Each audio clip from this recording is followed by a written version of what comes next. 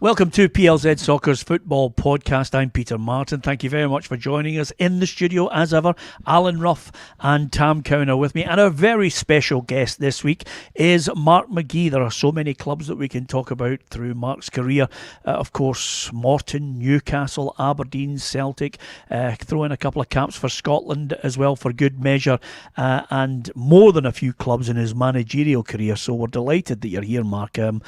We've had a right good few guests. You know, we've had sad ones, we've had happy ones, we've had mental ones. Last week with Andy Cameron was unbelievable, but I'm sure we're going to have a right good few games that we're going to be able to talk about with Mark and some of the players he's played with. Yep, a history of playing with a lot of clubs and abroad as well, which is what the listeners always like to know what happens when you leave this country and go and play abroad. What's the first thing? I'm always fascinated, guys, at your era. What's the first thing you think of when you think Mark McGhee? Something on the pitch, something that happened, a goal. It was funny, I was just saying that you scored a big goal for Scotland, didn't you, in one of the big games? Yeah, funny enough, I was at a dinner last night, an awards dinner in Dundee, and somebody asked me, you know, what was the biggest moment in my career, and I think they all expected me to say, you know, Aberdeen beating, you know, Real Madrid, and that's what I said. Right. Scoring against England was, for me, I mean, as a boy, you know, you're a centre forward, but there's nothing else, you know, what you want to do than go out there. You know, I remember my dad going to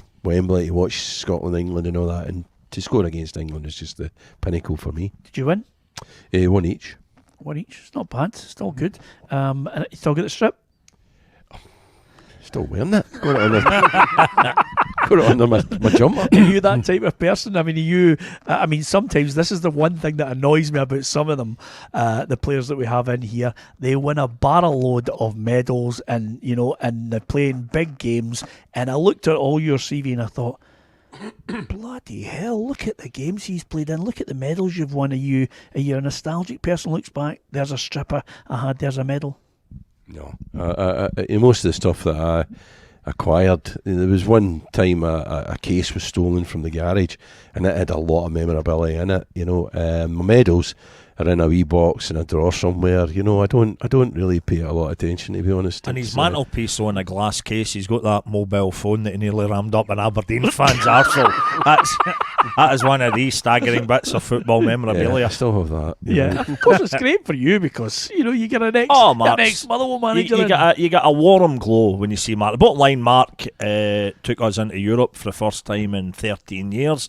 Mark's first era at Motherwell best summed up maybe by Jim Patterson's Bahookie in terms of the impact that a manager can have on a team, where the end of the previous season Jim Patterson could barely get a pair of shorts to fit him. I think then went out to the boot camp, if you like. It was Austria he used to go to, and then came back at the start of next season, and Jim, who wasn't a bad player as well, he was suddenly Mr. Skinny, you know, and it was great. We had great times and we had sad times as well. You'll come on to that later on, the whole Phil O'Donnell tragedy, which was a quite incredible chapter when you look back in Motherwell's history.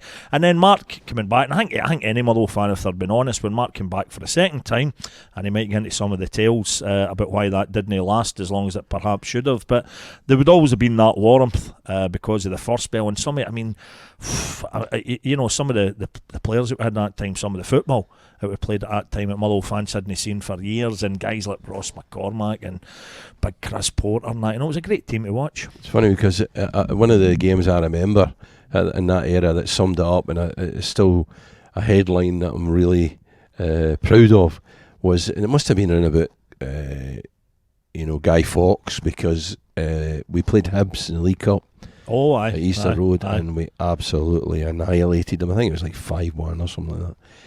But the headline that one of the reporters put in the next day was it was footballing pyrotechnics. That's right. And I absolutely summed it up. Looking at it, it was just, you know, it was fantastic football in a few of the games that we played. And you know, and if you do come back to it later, you'll get the full stories and for Mark. I don't want to jump the gun now, but you know, the sad thing was that ultimately perhaps one of the greatest ever team performances under Mark was the day that Phil O'Donnell died. Yeah, a game that the game itself now is largely forgotten about by Motherwell fans. I think almost as a mark of respect. I think even the recordings at the tapes of the game were as good as torched, or they'll certainly never see the light of day again. But that performance that day was extraordinary, you know. Yeah. I remember in that game you're right, the performance was fantastic, and the goals we scored, and Dave Clarkson scored a kind of sublime chip from an angle, and all the boys ran away into the far corner to celebrate. And Phil turned, he wasn't for running any more than he had to run, so he just made his way back to the halfway line. As all the boys were running away, he looked towards me and he just kind of shook his head like, unbelievable, you know. So the football and the goals we were scoring, I'll never forget that. Was that as good as it gets as a manager? You know, Motherwell, or were there other highs in other clubs that stick in your mind for that rich vein that you were a manager? No, I mean, I like to think. I mean, I had 4 years at Reading. I only stayed a year, obviously, at Leicester. I chose to leave. I had 3.5 years at Wolves, I had 3.5 years at Millwall, I had 3.5 years at Brighton. And you don't stay 3.5 years at clubs unless you're doing something right. Yeah. You know, so I had a lot of highs, and, you know, one of the things that is said to me often is that, you know, my teams play that sort of football, you know, that other clubs fans say to me, God, I remember the football we played that night at West Brom or that night there, you know. Yeah. So, you know, now and again it happens. It's the way I've always wanted to play. But it doesn't always get as good as it got that day or the night at Hibs, you know. It was special. And with that in mind, somewhere in the DNA of Mark McGhee as a player that eventually takes you through to a manager. When you started off at Morton, we had Andy Ritchie in, and you know, he was talking about the fact that you and him had a great partnership in the early years. You would have been a young boy. Absolutely, but I mean, one of the things in Andy, and probably another one that comes into the same sort of category as Gordon Strachan, because, you know, for years and years I thought I was making great runs. And in actual fact, all I was doing was running, and they just found me with the ball. You know, so wherever I ran, the ball arrived, and I thought I must have made a great run there because, you know, the ball's here in the right time, and, you know. So Big Andy was, you know, I think we all know in this table, you can't really explain to lads now the sort of contradiction that Big Andy was, you know, the kind of way he was about his life and about his, the way he is, the way he is about his life and the way he is about football. That he, you know, but the ability, the technical ability that Big Andy had was, you know, I always liken if people say to me, what is he like, in the English people, when I talk about him, and I like him to Johnny Method. Yeah. Big guy, but a sublime touch, you know. Great eye, great passer, great finisher. He nearly had us all greeting, Roughie, because we asked him to sum up, you know, Andy Ritchie, footballer, 3 words, and at the end he said, should have been. And it kind of made you really sad. Well, he has been. No, but I mean, Big Andy was a Player of the Year one year, you know, in the Premiership, you know, so he didn't do all bad, you know. Absolutely. You know, I was at a thing last night talking, and I was addressing young athletes and young kids, and then one of the messages I was trying to give to them was that if I had it to do again, I don't think that when I played in games, mostly I could have worked any harder or tried any harder. I was a trier at least. But what I didn't do, and what none of us did well enough at that time, Alan, you know this, was I didn't prepare for training. So I prepared for games. Well, I ate well, I'd got in my bed and all that, but I didn't give training a thought, you know. So if the boys were out for a couple of beers, you just thought, well, I'll get on in the morning, I'll go and train anyway, you know, and I'll get through it, and then I'll be knackered and I'll go to bed in the afternoon and get over it, you know. But if I had it to do again, I'd prepare to train, and I know without any shadow of doubt I'd be better. Now, if Big Andy could have done that, if Big Andy could have taken that side of his game seriously, then he would have been taken down to England, and he'd been playing for, you know, it's Forest, or, you know, the sort of team that, you know, might have. I think the biggest thing for me that came out, it was obviously he was talking about the mental health thing that he was going through. Now we're all talking about it now, modern day. You know, it's all getting thrown out there and people are coming out. How many people of our era were going through that mental health that we don't know about, that we don't, at the clubs where we're all at, and we'd be sitting there with our mates and that, and when they leave after training, they leave after a game, how many people were suffering with that mental health? You know, if you sit back and think about it. I think you're right, and I think the drinking culture that was around with practically every club, I don't know that there was any club that didn't have a sort of moderation of drinking culture, you know, that was a problem as well, you know. Strangely enough, though, the one thing that myself and Tam were talking about there was a drinking culture. I mean, we watched a documentary on Jimmy Greaves, and Jimmy Greaves was part of a huge drinking culture, which eventually turned him into an alcoholic. But the fact of the matter, you could drink, but you seem to have one thing that could always set you guys apart, which was you had tremendous technical ability. You had the skills. You had worked at your craft. You know, if you were bevied, you know, some people said to me, Brian Robson, Paul McGrath, absolute kings of, drinking campaigns, but they could train and they could also play. Yeah, but I think that, you're talking about world-class drinkers there, not just world-class players, and we weren't in that league, and I don't think for instance, the Aberdeen team that I was part of, we didn't have a drinking problem, The boys went out for a drink when they had a night off, or they went out for a drink on a Saturday night after a game, but there wasn't per se a real drinking culture. We were out in the afternoons getting fully, that wasn't. Well, that's what Walter Smith says. You don't win 9 in a row by everybody being a bevy head. Correct. They knew when to party. That's right. But they could actually go out and play. They were good professionals. With that in mind, we talked about Morton. You obviously got a move to Newcastle, and then Fergie came in for you. That, I mean, you were one of Fergie's first signings up at Pittodrie, were you not? Yeah, I think maybe I was his first signing. But what happened there was he'd tried to buy me when I was at Morton for St Mirren, and he told me later that he had offered 25,000 and Morton wanted 27,000, and the St Mirren board wouldn't give him the other 2,000. So he didn't get me. And then what happened was a few months later I went to Newcastle, and then when he went to Aberdeen, he came back for me, and it was that fact that he had been in again for me that was part of the attraction of signing for him, because there was somebody that was kind of pursuing you. It makes you, it gives you a kind of confidence. The great thing about your friendship with Gordon is the fact that I've been in your company 1,000,001 times. The two of you together are absolutely priceless, because there's a certain twitch that appears in Gordon's eye when they talk about Fergie years. I mean, was there a tipping point where you actually thought, this guy is bordering on he's a nutcase as well as a genius? Well, I mean, the first time I met him, was in the hotel at the airport, and I was invited in to see him because they were trying to sign me, and he, and just to put it in context, Aberdeen hadn't won the league in 25 years, and they hadn't won the cup for 12 years. I think those were the numbers. And I sat down with him in a hotel at the airport, Glasgow airport, and he said, I'm putting together a team, and he named a couple of the players. He says, and I want to win a European Cup within 5 years.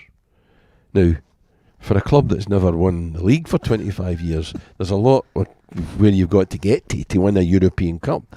But there was just something about his confidence and something about his kind of, character and his magnetism that I want to be part of this. At least, even if you only want to be part of trying to do it, he was serious.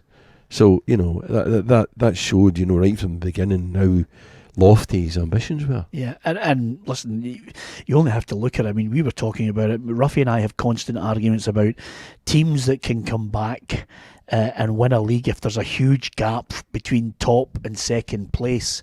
And we were talking about Aberdeen. I think Celtic were so far out in front. There were 9 points at one point. You did games in hand, and you come back and won the league. And I said, yeah, it's easier to win the league when you're looking. You've got Kennedy, Rugby, McLeish, McGhee, Miller, Strachan, Simpson. They're all there, Yeah, it was and the one you don't mention there was Fergie, Yeah. He was, he was so driven and so, you've all known about the sort of West of Scotland mafia and all that, siege mentality that he created about the West of Scotland teams and the press and all that, and he just fired that, and when we came to places like Parkhead, I remember Roy Aitken saying to me, when eventually I went to Celtic, he said, when we used to come to Parkhead, he said, we're standing in the tunnel, he says, and we used to say, they're on drugs, because there was a kind of, craziness about, big and it's on it. And it was the East End of Glasgow. Aye, exactly. So it was a good. It was a good. Also, it marries with another thing that was said to me once, and it was about the Aberdeen team, and it was when we played in Bayern Munich, and what happened there was we drew. We played fantastically. We played a real European performance before we beat them at home, but 0-0 over there. But I got sent a letter from an English student who was living in Munich. And he sent me this letter with a clipping from the paper, and it was a quote from Jean-Marie Pfaff, who was the Bayern Munich goalkeeper, the Belgian goalkeeper. And it said, "We knew we were in for a game when we were standing in the tunnel and we looked at the Aberdeen team, and none of them had any teeth." And that's what I'm talking about. Roy said, they used to look at us in big doogie and that, snarling at them and all that. It's funny you saying that, because when I mentioned that to Davy Provan, he says when we used to go up to Pittodrie, he says I'd go over. He says I'd have a wee look at the gravel on the touchline. He says because I knew I was going there first tackle Doug Rugby.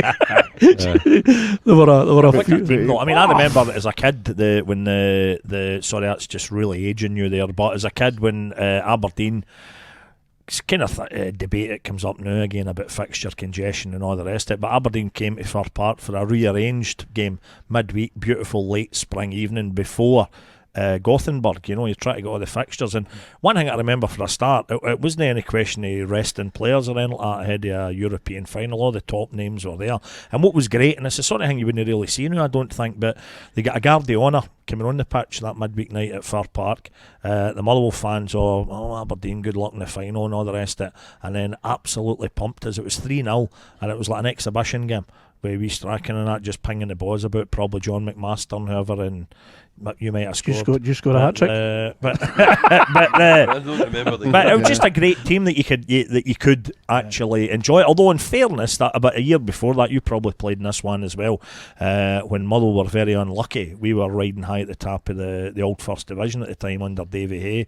The great Aberdeen team came to Fir Park, Scottish Cup tie, end of January, start of February, and John Hewitt scored in 8.3 seconds or something, and then after that, Motherwell, what a performance. Brian McLaughlin, who but for injury, sadly no longer is, but for injury would have gone right to the top, you reckon? And what a performance for Motherwell. We part the bus. Standing ovation. That was infuriating. After a goal up. The one thing that wasn't just Motherwell fans say to Aberdeen, traditionally at Fir Park with that team, they'd come to Fir Park, the white jerseys, it was always the white strips at Motherwell, they would score a goal, and then McLeish, Miller and Leighton would play tippy-tappy when the goalie could still pick it up. That's right, it didn't have day or nothing. One of the things I remember about playing against Motherwell with Aberdeen at Fir Park was one day when there was a bit of aggro between the Aberdeen casuals, in their Pringle jumpers, and October 1983.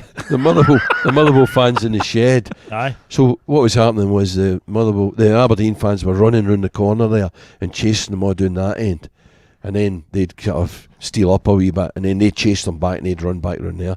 And this happened a few times, and then Willie jumped the barrier. That's right. You remember? To try and placate them. Willie Miller jumped the barrier and got between the two of them and said to the Aberdeen fans, get back, round there. And that's where 3 years later, Aberdeen fans all walking back like that, with their tail between their legs. Where 3 years later Strachan got the idea in Mexico for trying to get rid of the ball. But that's right, the Aberdeen fans had come into the Motherwell end, the open terracing at the time, and the casuals, it was probably the height of the casual movement and all that, and they'd get right up the back, and then they kind of just went right down the Motherwell fans, and we were all the wall and onto the pitch and all that, But scary times. The stories that Martel, obviously with Alec, were legendary, not just with Aberdeen players, with every other club knew it was like, and it was the same as Jim, we were talking about with Andy McLaren, with Jim McLean.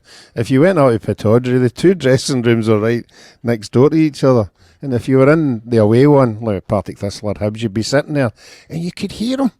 You could hear them, and they're winning 3-0, and you could hear them tearing everybody to shreds. One of the sort of examples I use about his psychology that he used is around something like that, where we came in, we were playing Morton, and we came in at half time, and I think we were winning 4-0 or something like that. Now, I hadn't scored, but I had been absolutely outstanding. I had about 10 nutmegs, Jim Holmes was dizzy, and of course, that was my old team.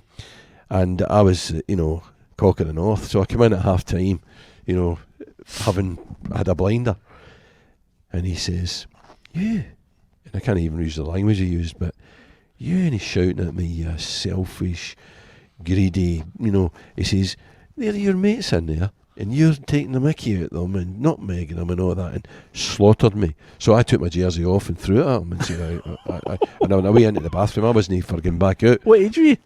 I was 24 or 5.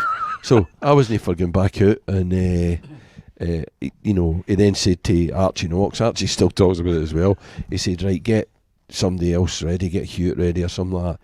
And Archie said to him, "We can't." And he said, "What do you mean?" He says, "We need him." And he says, "No, and Archie says, "Look, we need him."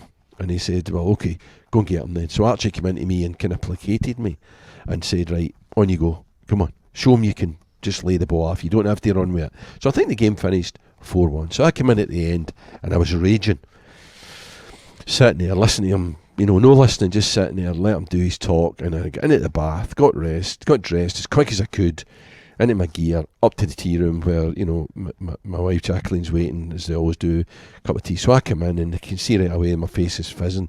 And of course they're like, "What's going on, And I'm saying, And he said, what do you mean? He's won 4-1, you played well, And then Jacqueline says, "Well, whatever you think, we're going out for a Chinese with him tonight, So he had got to her before me, So as soon as I'd went to the bath, he'd been straight up to the tea room and said to Jacqueline, "Right, Jacqueline, a few of us, me and, his friends, are going out for a Chinese to the Happy Valley night. We want you and Gordon and Peter Weir, or whoever it was, to come with us," Totally disarms you, And I'm like, so I'm not gone, But at the time you get home, get changed, then you go, and as I walk in, he puts his arm around and he says, "The day I stop on the goat is the day you need to worry." It's brilliant psychology, though. I mean, he was, and the thing about him was his attention to detail. But if you're throwing the strip at him, what about your teammates? I mean, the great one Gordon tells about you guys when he suddenly decides to play a 4-3-3 in Europe.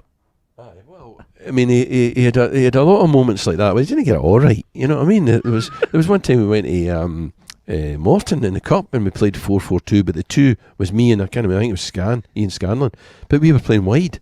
So there was 4-4 and me out there and Scan out there, and there was nobody up the middle. And it was like, we're all looking at each other, where do you pass the ball? Where do you go from here? It was a total shambles, but he had this picture in his head that this could undo, Andy Ritchie. I think it was all designed to make sure, because he couldn't handle Big Archie, Big Andy. See when Mark's talking about storming off, I only saw the clip recently and it's a cracker. Again, a guy seen as a bit of a tyrant, Jim McLean, a similar thing. It's meant to be half time in a game there and at Parkhead, and Jim McLean, and knowing Jim McLean, they might have actually been winning even comfortably, but he absolutely blasted Hamish McAlpine and more or less told me he wasn't going out for the second half. And I don't even think two subs it would have been, maybe even one at a time, but can't mind what it was, but don't even know if they had a sub goalie. But only saw this clip recently. Hamish McAlpine had very much the attitude, right, stuff you, and away he went. He's in the shower until somebody pointed out to Jim McLean they didn't have another goalie to put on, right? So Hamish is in there getting a nice wee lather down, and they had to get him back out and on. And there's this brilliant clip, guy just showed me it last week, must be for the old sports scene highlights or something. Dundee United running out for the second half, and Hamish McAlpine's hair's wet. He's just come out the shower, and he's obviously been able to placate him in that respect as well, but sensational. But guys like that, I mean, what I always think is great when you hear guys like Mark saying that about Alex Ferguson, or guys that I have heard for that Jim McLean era, there is always, with Andy McLaren, there is always a bit they think, he was a madman. They thought as a person, a lot of folk have used the word hate, which always felt awfully strong to me, but there's always that respect that they clearly knew that these guys knew what they were doing, Do you know that there's a thing in Alex Ferguson and his reputation and his achievements at Aberdeen and beyond are so huge that they kind of cover a lot of other people, you know, who don't get the credit because all the attention was on him. He was the man. Yeah. And, you know, talking about, you know, guys that were hard guys as managers and that.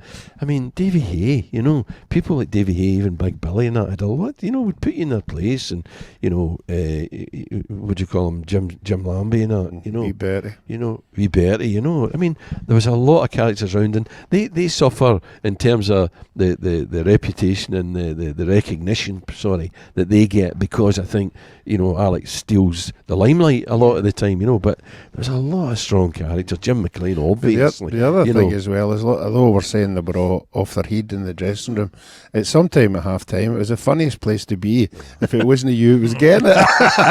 If you're in the other bit of the dressing room and somebody's getting it out here and you're like, well, that's right, because quite often it was the last guy to get it. The last guy that something happened in the first half, it was him that would get it, you know. And somebody might have been having a stinker, but something happens there, and so it's him that's getting it. One of the managers that I worked under, and sadly he died recently, Jim Smith. Jim Bald Eagle, you know, was the manager at Newcastle. And what Jim's forte was, he'd come in at the end of the game and he'd slaughter somebody, and then absolutely every week he'd have to go back to them on a Monday morning and say, sorry about that, I thought it was you. You know, you got the wrong guy all the time, you know. And what happened is he would be doing it and all the players would be sitting there going, you know, it was you know, sort of thing. And how many of the real hard men would actually, I bet, have been pussycats? Because I think we didn't even get round to with Andy Ritchie. I was kicking myself after it.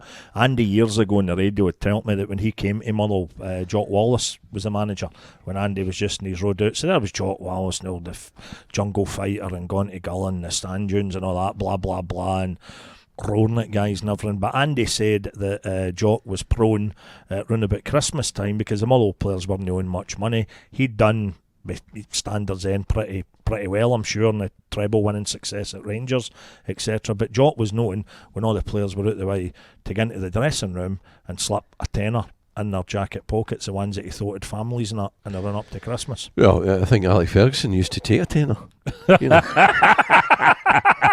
Did you like him did you get to know him as a person, or was that only in the latter years? Or did you actually get those moments where you thought he's good fun? You know, I think we were all in it together, you know. It was a team effort, you know. Archie Knox, and before that Pat Stanton, and that, you know, it was a real team effort. And you know, Alex Ferguson doesn't mind being challenged. That's important. And some people, you know, would think that maybe you weren't allowed to speak, you know, but, you know, there was plenty of stuff like me chucking my jersey and other people having a go back. And of course, it would be the sort of senior players or that, you know, that would, you know, challenge him a wee bit. But he didn't mind that, you know. He liked strength of character, you know. Sometimes it would no work, because I remember once we played pre-season and we played Arsenal. So the season before, or vice versa, whichever way around it was, we played Tottenham, and we got a bonus for playing them, because it was a full house, you know. So they gave us, you know, a tenner or something like that for a bonus. Mr. Donald stretched it, and the chairman. And then we played the next season, we played Arsenal, and in the dressing room before the game, Willie said to Alex Ferguson, "Gaffer, is there a bonus today?" And he went, "A bonus? It's a friendly." And he said, "I know, but, you know, it's a full house. You know, the club's making a few quid." And he went, "Oh, I don't know. And Neil Simpson, who was just a young player, Neil Simpson piped up. He went, "Oh, we got a bonus last year against Tottenham, you know." What's it got to do with you? You know, right, Archie, get him on, you know. So he wasn't playing, you know. Somebody else got his jersey in Angus or something like that, got to play. Sammy never got to play, and Big Sammy sat in the corner, you know. Learned to keep his mouth shut. So see if Alex Ferguson just walked in here the now from behind the screen, what's your immediate body language? Is it a big and a big hug and all that, or is there a wee... No, I think him and I, you know, listen, you know, he was so influential in my early career. He gave me so much advice and so much help, and even, you know, helped me into jobs and stuff like that. You know, I could not say a bad word about him helping me and my it was, you know, it was him that told me when to do it. You know, I was a player at Newcastle. He phoned me up. He was coming up to watch Newcastle playing Sheffield Wednesday. They were playing them in the Cup semi-final, and I was injured, so he phoned me and he said, "Meet me after the game, we'll go for a Chinese." Went for a Chinese meal, and we talked about what I was going to do then. My contract was up at Newcastle, and he persuaded me that I should become a manager. And then he helped me get in touch with John Medeski, and he helped me get my first job. So, he was saying, but, you go off and you grow up and you go your own ways, and to a large extent, that's what happens. So, I have nothing but respect for him, but, we're not best buddies. Yeah, and with that in mind, I've got to ask you about, is there a specific game that everybody talks about Gothenburg, and it's a tremendous achievement. It was a rotten night. You cross it over, John Hewitt scores, and therein lies the history, and there's a Super Cup after that. But is there a specific game in that time that you just absolutely loved? I think the game in Munich was the 0-0 was a big game for us. I think, if I'm right in saying, Gordon didn't play, he was injured or suspended or something. Dougie Bell had a blinder over there, but it was a real European performance. We kept the ball like a European team, like Bayern Munich would have. Yeah. And I always remember that game as being a kind of special sort of game. But no, I there's so many. I mean, talking about games and resting players, the season I left Aberdeen, including pre-season games and the couple of internationals that I did get involved in, and then all the other games that we played, I played 74 games. Before I went to Hamburg. So, I can't remember most of them. And the one thing I was going to say to you is, though, when you look at teams that win European competitions, the amount of players we've had in here and managers have said there was a special player. Even, I'm not blowing smoke up your back end, Roughie, but, he was kept at Partick Thistle longer than he probably wanted to, and longer than he wanted to at Hibs. We could have had moves elsewhere because the manager realised the value of him. There's always special players in the team. Was there players in your team that you looked at and you thought, oh, it's great to have him because he's a match winner or a genius that can do something? I think we were the sum of the parts, really. I think that we had Alec and Willie and Jim Layton and Wade Gordon. I think on our day, Peter Weir, myself, I'd like to think, could rise to another level, and sometimes did. But mostly it was about at the end of the day, mostly it was about the manager. The manager getting the best out of us and, milking every drop that he could possibly get out of that bunch of players. So, yeah, it was obviously Gordon. But on their day, you had people like, Peter Weir and John Cute could get a goal, and Eric could get a goal. So people would pop up and, and contribute. And I think it was more of that, the sum of the parts. Can I throw a name in you never mentioned that I thought was absolutely superb? John McMaster. Oh, yeah, Spammer was, again, you talk about, Spammer couldn't run. He could cover the distances, but he didn't have any pace, but he had a sublime left foot. He had a magic left foot. He was a great player. What John wasn't a character that really believed in himself enough. He really didn't all these other guys you're talking about, you all know them. Gordon, Willie, Alec, these big characters. Yeah. They're all full of themselves, in the nicest possible way. Yeah, they've got a self-belief about good them, arrogance. And Spammer, John McMaster, didn't he have that? His only way of doing it was by playing well. He'd impress in a sense, but he wouldn't force himself. So as a manager, you get players like that, and you're looking at it on a Saturday, and the game's going on, and you think, I'm going to take somebody off here, and take Spammer off. It's an easy decision, because you're not going to get an argument. He's not going to get upset. Whereas you take off, Willie or me, or you throwing your toys out, So or Stephen McGarry. Yeah, remember that? I know we're totally changing it here. One of the greatest moments of Mark's both spells at Motherwell, when he put on Stephen McGarry as a sub, right, and then brought him back off. Now it's not happened to many players, but what was even better than to that? Joe Miller too. Oh, aye. But what was even better than that? I think it was the following week or something when you put him back on as a sub, and in the whole of the main stand we shout, "Get him off! Take him off again!" And you, like the panto villain, were turning around to everybody with a smile. Should I or shouldn't I? And I don't think the game meant much. He bloody should have. It'd have been great. Fortunately, McGarry and I had a brilliant rapport, so he never held that against me. I remember him sitting shaking his head and all that. I know that it scarred him, but where is he now? Australia. Exactly. And just one little footnote to that. You mentioned about the in the tunnel, he's all look crazy. You could go to Celtic, you could go to Rangers, and you had the belief. Did you have the belief in Gothenburg that you could beat them? Because I'm thinking Santillana, Juanito, Stilica. That was a good Real Madrid side. I'll tell you the important thing about that, Peter, is that we didn't know any of their names going into the game. Is that right? What Alex Ferguson did was he so for instance, I was talking about this last night. He got all the wives in about 2 weeks before the game, and he sat them down and he says, right, this is the most important night of these boys' lives. Nothing can interfere with their preparation. Nothing can upset them. So any problems, you come to me. You don't go to them. So of course we were like, you're a beauty, But of course the wives, there was a lot of strong, Claire Miller and Jill McLeish and even Jacqueline, they all had a mind of their own, and they're saying, So anyway, that's what he did. But part of that was, we wanted to look at the papers. We wanted to read about Real Madrid. He didn't want anybody talking to us about Real Madrid. He kept the press away from talking about Real Madrid. So they were never discussed. So we went into the game knowing that we were playing Real Madrid, but not really having a sense of exactly what it was we were doing. And when we get the team sheet in and all that, and you start to look at names, in a sense they weren't familiar. They were another team, like when we played Bayern Munich. By the time we played them, we knew their names, but prior to playing them, Fergie, he knew their names. He used to know other names wherever they came from, and what they did, and what left foot they had, or what right foot, or what temperament they had. He could tell you all that, Yeah. But it didn't really matter to us. It was more about us than them. Did the monsoon conditions favour the Scottish team that night? I think it did. I think the mentality was the conditions were irrelevant.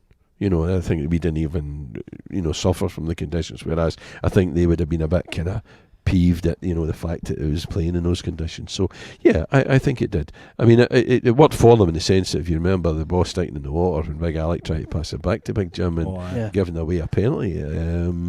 But, generally speaking, I think it worked for us. Yeah, absolutely. Listen, we'll talk about Motherwell in a moment, but I've got to ask you this.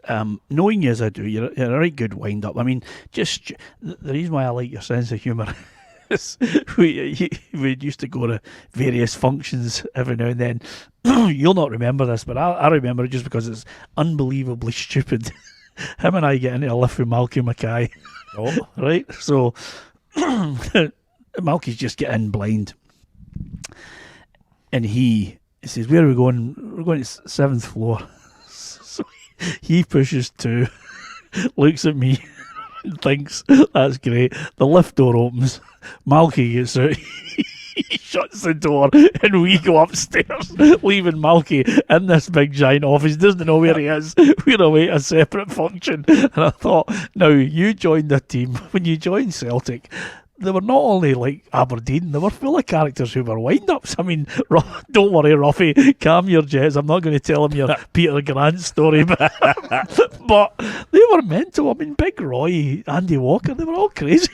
What are you talking about? You're not going to have to go any further than the couch, what do you call him? Big Alan, the goalie. What was his name? Ian Andrews. Oh, Ian Andrews. Ian Andrews. And how cruel he was to Ian Andrews, sort of like waking him up at 7 in the morning, 6 in the morning, telling he was ready for training. Big Ian getting up and that and rushing down the stairs, and it was only 7 in the morning.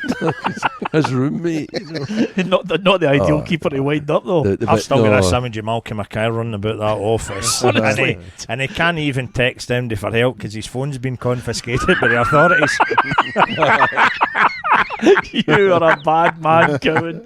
Did you enjoy your time at Celtic? I mean, you actually, in a strange sort of way, you create history. You're part of an unbelievable team at Aberdeen, and then you go and etch your name in history in a centenary. You're just lucky. You arrive at a place at the right time, Davy Hay took me there, and I was, disappointed when Davy left, but of course Big Billy come back, and all that went with that. And then it was a centenary year, of course, and as you say, the squad of players, not only were they fantastic players, but they were they had attitude, the same as that Aberdeen team. They had a mentality about them, and Big Roy was the epitome of it. Whatever people said about Big Roy as a player, I know I wanted him in the team. You talk about maybe more than that Aberdeen team. That question he asked me, was there a player in the Aberdeen team? Yeah, of course you'd be disappointed if Gordon wasn't playing, or Willie or Alec weren't playing one Saturday, but that team at Celtic didn't function, nearly as well without Big Roy. It's high praise indeed. He was actually a good person as well, wasn't he? He was a driving force behind that team. I mean, in training, didn't he? Remember the warm-ups? Used to do 2 laps at world-class speed, 800 metres pace, and that was our warm. He took the warm-up in the morning, ran around Barrafield. And did Roughie turn up for the warm-up? No, he was away washing his gloves. Roy was a Billy Mark too, wasn't he? The way the chest and the way the presence, him walking in the dressing room like Big Billy would walk in, and heads would go up and waiting to see what he was going to say. He came to Newcastle, of course, when I was there, and what happened there was Jim Smith was on to me about needing a player, and I said, look, the player we need is Roy Aitken. I said, he's starting to struggle with the crowd at Celtic Park. I think you could get him out. I've spoken to Roy and said, would you come down here? And he's saying, of course, consider it. Yeah. And I kept badgering Jim. And eventually Jim said, right, let's see if we can get him. We got him. Now, we ended up finishing in the playoffs, and we got beaten by Sunderland in the playoffs, to go to the Premier League. And I'm convinced if we had signed Roy a month earlier, we'd have got promoted. Yeah. Did Jim like him? Oh, he loved him. He loved him. But if we'd had him just that a bit earlier, we'd have won. We lost an awful lot of points in the last few minutes of games. I can't remember. It was like, I don't know, it was a record, but it was like something ridiculous, number of points where from a winning position in the last 5 minutes of game we lost this number of points. And Big Roy would have seen you over the line. And in contrast to that, the team that you played with at Celtic, they were famed for scoring goals in the last minutes. You, Macca, Andy Walker, you were almost like a Larson, Hartson and Sutton. You just changed and you popped up. Just he a scored. wee bit better than that. But when I went to Celtic, even before that, I think the 4 strikers when I went there were Alan McInally, Maurice Johnson. Was Maurice McClare. before? No, Maurice was there. before Frank. He was there. Aye. So it was Maurice. Sometimes I get mixed up with when Maurice was there and when Frank was there. But, Maurice, Alan McInally, Brian McClare and myself, it's not a bad 4 to have to choose from, So we were strong in that department and had goals. Yeah, and that centenary side, Tam Burns, if you Roy epitomised it, Tam seemed to epitomise it well. I just thought he was the ultimate wind-up. Oh, and a non-drinker. That was the one that used to get him and Big Roy, non-drinkers, and they're the 2 funniest men in the building. You know what I mean? The rest of us all need a bit of sauce to get going. To even be marginally funny. But those 2 were 2 funny, clever guys. But Celtic, through and through. I mean, Tam was, an amazing, good guy. I mean, I know it's easy to say that, but he was an amazing guy. I say something to you, and I don't want to jump in and take you off a tangent, but I'm going to try and say this without swearing, because I'm going to come to a bit now where it comes into line with what you're talking about with Tam Burns, because I just thought he was great to hang about with, good par, he could just do you in with one line. He was magnificent at it. But I remember actually when you were Motherwell manager, and the tragedy which was Phil, and Phil just he didn't want to be injured. He wanted to play all the time, Phil, and he was lucky enough, he was playing and the Motherwell fans embraced him and loved him. But when he passed away, I always remember getting in to do an interview with you in the manager's office, and I said, can you sum up Phil? And you were glowing in your praise of him as a person and as a player, and his application to his profession. And you summed it up brilliantly. I'll never forget it. You said, sometimes you actually sum up people when you say they're a nice guy because they've died. And you said, but Phil was actually a genuinely brilliant guy. There was nothing that anybody could say negative about him. You said, because when I die, people are going to say he was a complete fucking prick. Well, But I couldn't stop laughing at the moment of dampness. You got to live with that. We all have our place. I can handle that, but there are people who deserve that said about them, and of course there's others that is said about them, and actually we're all just being polite. But Tam and Phil are two that that just were. I mean, I described them that morning, the Sunday morning when I had to face the cameras after it, as being sort of a man amongst boys. We had a young team, full of energy, full of ambition. But at the heart of it, we had Phil's calmness and his mind and his maturity.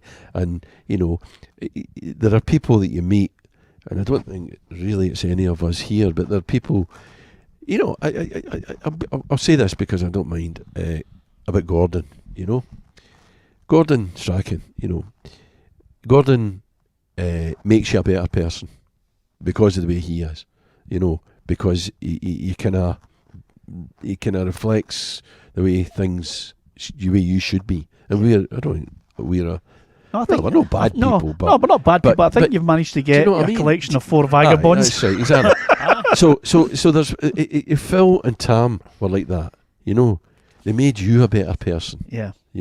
And they genuinely did. Yeah, absolutely. And if you knit the two together as well, just son, I immediately thought of there when we did Gordon Strachan and Phil O'Donnell, when we did the tribute night for Phil at the Civic Centre. Brilliant night, 1,000 Motherwell fans. Mark was at the top of his game as manager. What an ovation. Everybody was there. George Burley, everybody, all the Motherwell legends, and a variety of folk. Tommy Sheridan, James Grady, just bizarre people that were there, But the round about 4 o'clock that afternoon, my phone went, no name on it, and it was indeed Gordon Strachan, who I'd never spoken to in my life before. And he had got wind of this event happening at night, and he was very apologetic, saying that he's very sorry he couldn't get along. And it wasn't even as if he'd been asked to go along, but as if he was wanting to be there. Yeah. Don't even know who'd given him my number, so he said, I would love to come along, but, and you can maybe back me up on this at this point, and the old phrase, too much information. He basically told me that he was going to Ross Hall Hospital that night with his daughter, who was getting some sort of, I don't know whatever she was getting done, but I thought, why even tell me this? But it was just that he was clearly saying, look, I would really, really like to be there for Phil, and I'm sorry. And I says, no, it's absolutely fine. He just said, if there's anything you need.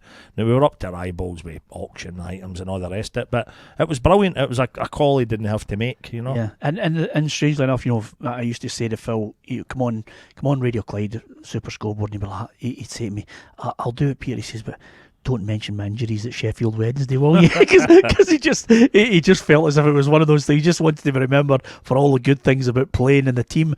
And the saddest moment of it all for me, when I think about the tragedy, is the fact that, again, you're at the heart of it, because I remember you phoning me up and saying, and sometimes I always think, Roughie will say to me, come to the Partick Thistle boardroom, and I think, I don't like going. And he's like, how not? And I say, I'm a journalist. There are certain places where I just don't want to go because I feel uneasy, and I'll say, no, I can't make it. And I remember you calling me and saying, come, we need to go down to the house. And I actually thought, oh God, and you were like, come on, I can't do it on my own. And the two of us went down to the house, and it was one of those days I'll never forget it. There's just your saddest day of ever I can think of for a footballer, and lots of people that you would see, players, family, the whole thing. It just you had to actually stop yourself and get into a corner, and the thing I remember about that day was that I had never done that before. Seen someone, and I was finding it really difficult. And you know what lifted me to be able to do it and to sort of go forward with a kind of positivity were the children. So while we were all in the house kind of moping about a bit, they were running in and out of us and up and down and in and out the room where their dad was. And it was strange, but it was also heartening, to see them, and that was a very, very strange day, but and see the comfort. I always think of the family, having spoke to a lot of them since, and the honour when we get the Motherwell's inaugural Hall of Fame night there in November, and we get Luke and Megan, two of Phil's kids, to come up and accept the award in behalf of their dad, and no a dry eye in the house and all that. But the comfort I've always thought, a terrible, terrible tragedy and a very, very young man.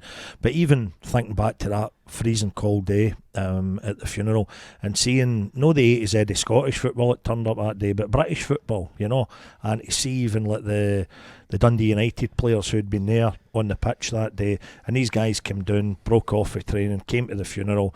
If memory serves, the guy couldn't even get a seat, you know what I mean, and these were the guys. I mind even someday, you know, slightly naughtily, shall we say, making out as if all these guys have come down, they're professional sportsmen, they shouldn't be standing about and all this stuff, you know. But all the faces that you saw going in, it was incredible. And the way I mean, it was lighter moments too. One, it still makes me cringe when they had two books of condolence, right, or it's like gins and tonic. Books of condolence, aye. And they had the two of them at Fir Park, and that whole hushed kind of mood that just fell over Fir Park for weeks, very much like that the day I went up to sign the book. And I'm stood there at the back of the room, and there's a couple of the young girls for the club looking after the respective books, and everybody just he'd done a wee bit looking at your face. Absolutely terrible. Still can't believe it. And the silence was broken. Put yourself in my shoes here, Peter.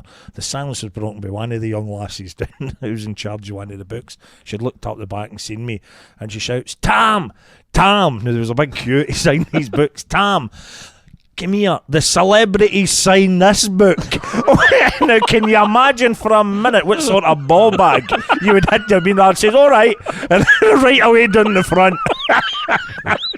But so there was moments like that as well. But it was a see that whole that whole period. It was just incredible. I mean, Mark and the rest of the boys at the team at the time they were absolutely magnificent.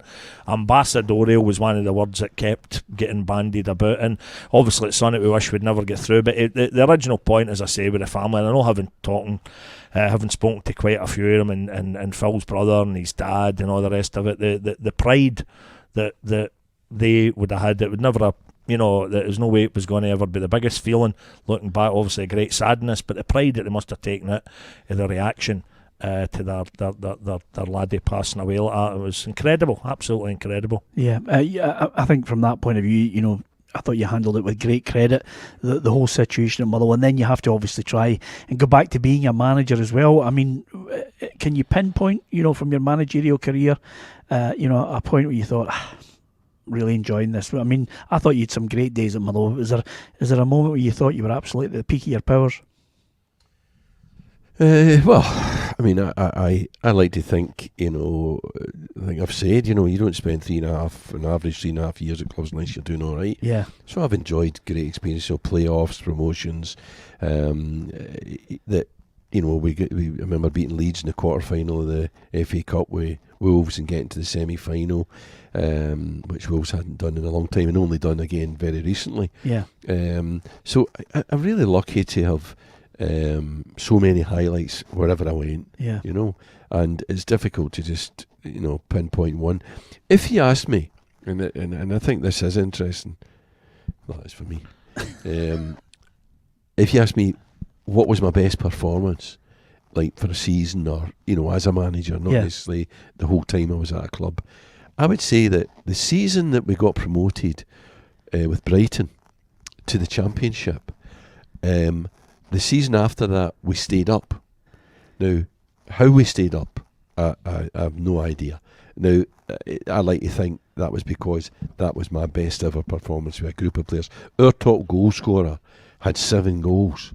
You know, and we managed to stay up. You know, we didn't get relegated from the Championship, which had Leeds and West Ham and all sorts of teams in it at that time. You know, so it was a hell of a competition, but we stayed up. So I would say, I forget about playoffs and forget about promotions and, you know, getting to the semi-final of the FA Cup.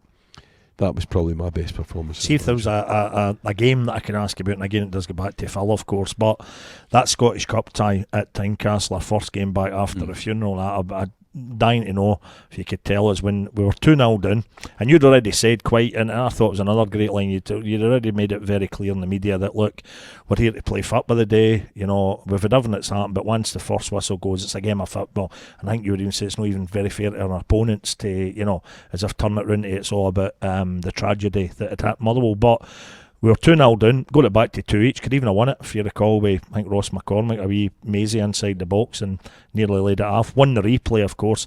But after everything that had happened, you had this team of players who you obviously had great belief in. When they came off the pitch that day, what was the sort of chat in the dressing room for everything that had happened?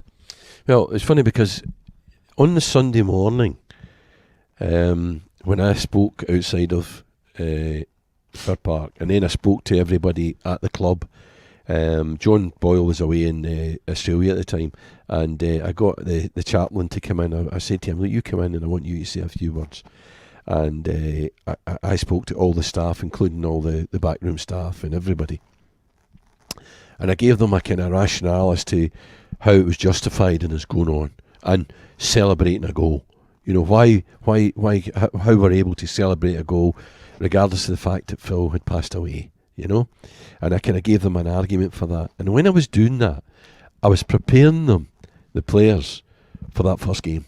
I already had it in my mind. I felt that I had to say something then that started that process, so that in that first game I could do that. I could say to them, look, you're justified in getting out here, and if we score, you know, don't feel you can't celebrate. You know, I said, because Phil will be looking down and celebrating with you. You know, it's not like that. If we score a goal, I want you to celebrate. You know, so I prepared them, and what happened was they didn't quite get over that. So the first half was a wee bit of a stall. Yep. You know, but once they'd got it out their system in the first half, I think they bounced back from it. They then engaged in with the thought that I'd given them, and it was that at the end of that I was able to then say to them, right, we're back. Yeah. You know, you understand now that we can go forward, we can have a great season regardless of what's happened. We can still have a fantastic season, and it's maybe even more important that we have a fantastic season given what's happened. Did you have special words that day for Davy Clarkson? Because I want another wee lasting image, still gives me goosebumps when I think about it, and the TV coverage of that game at the time actually shows you, there's a wee bit and it shows you Davy Clarkson. He was one of the last guys to come off for a warm-up. The away end was already packed. I think you never hear of Peter. There was Motherwell fans get locked out that day at Tynecastle, Motherwell fans who just felt they should have been there even though the tickets had gone, their allocation had been sold. But there's a wee just great moments. I say it does still give me goosebumps. Davy Clarkson, one of the last guys to come off for the warm-up, and you just look up in the main stand at Fir Park, and there's an older kind of Hearts fan and a beige kind of anorak. And he gives Davy Clarkson, knowing what he's been through as Phil's nephew, you can see this guy giving Davy Clarkson like a wee personal standing ovation and clapping him off the pitch and knowing what he'd been through. It was just one of the great wee moments. But I mean, because I'm guessing there'd been every reason not to put Davy Clarkson anywhere near that game. I mean, I think that I don't remember the exact detail of the circumstance how we made that decision, but at the end of the day, David Clarkson would never have accepted no playing in that game. Right. You know what I mean? So if nothing else, he'd have made that decision as long as I was prepared to select him. He was playing. So I don't think that was ever in any doubt. Just before we finish, always. It's difficult for us too because we obviously interview people, but you two have been in a world where, sometimes you can pinch yourself and think this is a wee bit surreal. So I thought I'd finish off with, have you any famous friends, anybody that you've had a famous friend that you think, this has been the maddest day ever, I can't believe this. Non-football? Doesn't need to be in football, non-football. Somebody that's a famous friend or somebody that you've spent time with who was famous in the most surreal situation that if you told your old dad, he'd look at you and go, you need to have a long hard look at yourself. Well, I mean, all my famous friends are all Gordon's famous friends. Same as you. That's exactly it. You know what I mean? So, all the ones that he's got, we ride in the back of him to associate ourselves with all the Who's the one that you could, if you whipped out your phone and who's the one that you could shock us where you could phone somebody? Well, funny enough, I've been asked that before. And I said to somebody, look, go and have a look at my phone and see who you can find. Right. And I've got Barack Obama's number in my phone. No, it's not actually Barack Obama. You just put I've it just in. got his name in. Because if I've ever asked that question, I'm able to go, There there you you go. go, Barack Obama. Brilliant. Do you know what I remember? It's funny you saying that about Gordon. I can remember. I mean, I'm not telling tales out of school, but his anniversary. I mean, you're just looking about, and you're thinking to yourself, it was unbelievable. And the funny thing is, I remember, you know, it's like Roughie. You guys have played at the absolute highest level. For me to actually get a kick about these at times is great. And I can remember walking into the dressing room. He'd organised Scotland Legends against La Manga Legends, right? And I walked into the dressing room and I looked at him and he went, you know, Gordon, his wee face, and he goes, "You think you're getting the number 10 jersey, don't you?" And I was like, well, so I'll be raging if I don't get the number 10. He just went like that, open the door, in comes Bodjaws here, Alex McLeish, Gary McAllister, Neil Lennon. I thought, I think I'll be number 14 by the time this stops. Yeah. He'd some friends, didn't he? What I would say is, you know, over the years, you know, the some of the people you do meet and you get the opportunity to meet, whether they're their friends or not, you know, it's, you know, unbelievable. You know, people you never have a chance of meeting, places you go, you know, that you'd never have went. You know, it's particularly in the early days when, you know, there's still the Iron Curtain and all of that sort of things, and we went to all these countries. So people, countries, you know, travel, the sort of things, the privilege that we had as footballers to do all these things that, you know, the guy in the street doesn't get the opportunity to do is really, it is a privileged life. Yeah, I wish you'd been on the podcast 2 or 3 weeks ago, Mark, when we were talking about Miss UK and Miss World. It was such a great story for Roughie. I wish you'd been there for it. It was just great, you know, the amount of famous friends that you've met, Roughie. Is there any that you've met before we finished that we don't know about? No. I think Rod Stewart's the highest. I'll never forget the night we all got invited to Hollywood to go for a meal with Rod, and there was 5 of us escaped for the Scotland squad. I'll not tell you who they were. But we were to meet him in this bar, this thing, and we were all sitting. And we got there an hour early, and the guy said, "Look, Rod will just appear, you know, and he'll join you." So we'd been in an hour early, so we're tanking the bevy, absolutely howling. And next minute the boy goes, "That's Rod here now." Big white limo turns out, and he comes out the limo with a white sort of a, what do you call it, bolero jackets? No, they sort of a Spanish sort of a thing. And he's got the red trousers and that on him. And he was running up to him. I think wee Gordon was there. And he went, Gordy, and he gives him a cuddle, and he comes out to me and he goes, Roughie. And I've got a bottle of Budweiser in my hand, and as I would put it round the back, right down his whole jacket, all his trousers, and he, in all fairness to me, he went, "Oh no, don't worry about it, you're all right." And that has happened continually in your life over the years. Mark, it's been an absolute joy. I've thoroughly enjoyed the chat, the great players that you've reminisced about, and of course some of the events, some sad, some happy, and of course some highlights in your life. Thoroughly enjoyed it. You must have loved it, Tam. You like a wee bit of Motherwell thrown in there. I'm dying to know what did happen when the video cut off, when you tell that guy with the mobile phone at Pittodrie. Oh, you get that tape right? What happened next? Because that's where it's on YouTube. I was left standing. That was a bad moment. I can't really think with any humour or any fondness about that moment. That was great. They were just sitting there sniggering. A poor man had been sent to the stand, and that's that. And they'll kick a man when he's justly sent. Yeah, absolutely. We're going to review that with the SFA later, but nevertheless, great to chat to Mark McGhee. Don't forget, you can get the podcast across all the audio networks, and you can watch it on our PLZ Soccer YouTube channel. From Tam, Roughie, Mark McGhee and myself, Peter Martin, thank you very much for watching and listening.